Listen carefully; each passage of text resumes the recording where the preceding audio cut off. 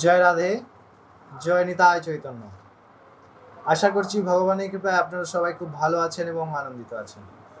আমরা পর্যায়ক্রমে ভাগবত কথামৃত শ্রীমদ্ ভাগবত মহাপুরাণ আলোচনা করে চলেছি। আগের দিন আমরা সপ্তমতম শ্লোক আলোচনা করলাম, আজকে আমরা অষ্টমতম শ্লোক দ্বিতীয় অধ্যায় আলোচনা করব। এই দ্বিতীয়তম অধ্যায়ে ভক্তি মহারানীকে নারদ মুনি কি বলছেন আমরা শ্লোক সহযোগে তার অর্থ এবং তাৎপর্য ব্যাখ্যা করব। চলুন প্রথমে শ্লোকটি আস্বাদন করা যাক, কথা বৃদ্ধি না করে।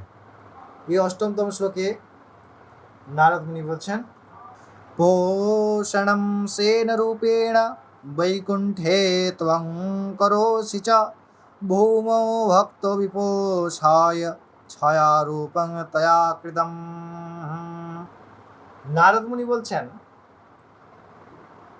তুমি তোমার স্বরূপে বৈকুণ্ঠে ভগবত ভক্তদের পোষণ করো এবং এই মর্তলোকে কেবলমাত্র তোমার ছায়ারূপে তুমি এই মর্তলোকের ভক্তদের পোষণ করো। তাই তোমার এই যে দুঃখ, তোমার এই যে ভেঙে পড়া, কলির প্রভাবে তোমার জ্ঞান এবং বৈরাগ্য অঙ্গহানি হওয়া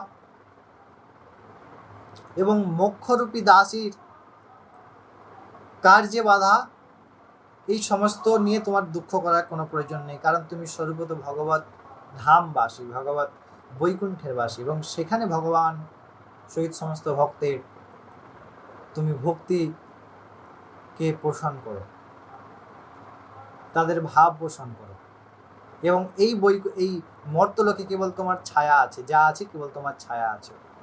তাই হে সাধ্যি, তুমি দুঃখ করো না।